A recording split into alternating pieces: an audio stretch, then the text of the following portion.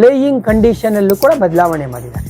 ಏನು ಅಂತ ಕೂಡ ನಿಮ್ಗೆ ಹೇಳ್ತೀನಿ. ಈಗ ನೋಡಿ, ಪ್ಲೇ ಆಫ್ಸ್ ಅಂತ ಬಂದಾಗ 2 hours ಎಕ್ಸ್ಟ್ರಾ ಟೈಮ್ನ ಕೊಡ್ತಾರೆ ಓವರ್ನ ಕಟ್ ಮಾಡದೇ ಇರೋಕ್ಕೆ. ಅದೇ ಲೀಗ್ ಫೇಸ್ ಅಂತ ಬಂದಾಗ 1 hour ಎಕ್ಸ್ಟ್ರಾ ಅಲಾಟ್ ಮಾಡಿರ್ತಾರೆ. ಅಂದರೆ 10:56ಗೆ ಮ್ಯಾಚ್ ಶುರುವಾದರೆ 5 hours ಮ್ಯಾಚ್ ಆಗುತ್ತೆ ಅಂತ ಲೀಗ್ ಫೇಸಲ್ಲಿ ಇದೊಂದು ರೂಲ್ ಇದೆ.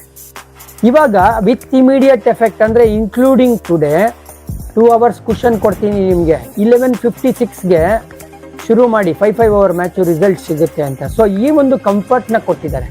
ಫಾರ್ ವಾಟ್ ಎವರ್ ರೀಸನ್ ಮಳೆ ಬಂತು, ಡಿಲೇ ಆಯಿತು ಅಂದರೂ ಕೂಡ 2 hour ಎಕ್ಸ್ಟ್ರಾ ಇದೆ. Allotted time 3 hours 20 minutes. 7:30ಗೆ ಶುರುವಾದರೆ 10:50ಕ್ಕೆ ಮುಗಿಬೇಕು. ಓಕೆನಾ?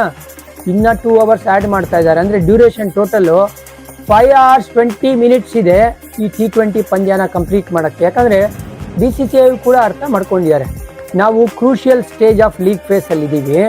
ಹಾಗಾಗಿ ಮ್ಯಾಚ್ ವಾಶ್ಔಟ್ ಆಯಿತು ಅಂದರೆ ಈ ಒಂದು ಏನು ಹೇಳ್ತೀರಾ ಪಾಯಿಂಟ್ಸ್ ಪೊಸಿಷನಲ್ಲಿ ಅಲ್ಲೋಲ ಕಲ್ಲೋಲ ಆಗುತ್ತೆ. ಎಸ್ಪೆಷಲಿ ಪಾಪ ಕಷ್ಟಪಟ್ಟಿರೋವಂಥ ಟೀಮ್ಗಳು ಎಂಟೈರ್ ಸೀಸನಲ್ಲಿ ಮಳೆಯಿಂದ ಆಚೆ ಹೋಗಬಾರ್ದು ಅಂತ ಆದಷ್ಟು ಮ್ಯಾಚ್ ಆಡ್ಸೋಕ್ಕೆ ಪ್ರಯತ್ನ ಪಡ್ತಾ ಇದ್ದಾರೆ.